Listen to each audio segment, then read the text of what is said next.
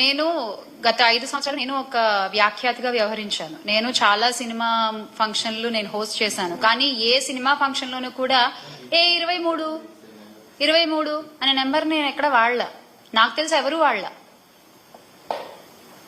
కానీ ఈ రోజున ఏమైపోయిందంటే ఒక్కొక్కళ్ళకి వెటకారం అయిపోయింది.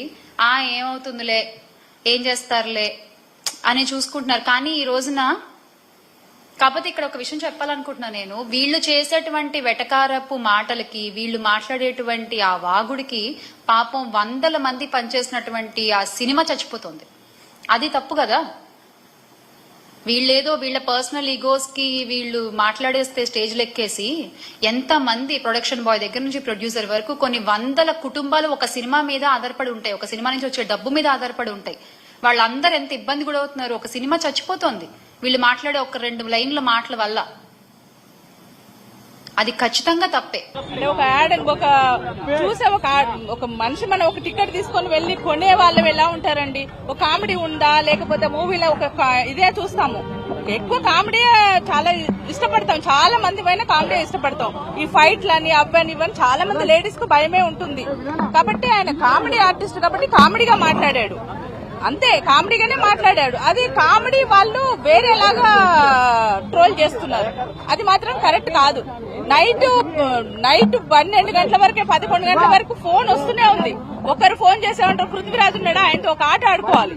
ఇంకొకరులాగా ప్రతి ఒక్కరు ఒక్కొక్కలాగా మాట్లాడుతున్నారు. ఫస్ట్ ఆఫ్ ఏంటంటే నేను నిన్న కొన్ని ఇంటర్వ్యూలో కొన్ని బూతులు మాట్లాడాను. అందరు నన్ను క్షమించాలి. ఎందుకంటే ఆవేశంలో నేను మాట్లాడేశాను.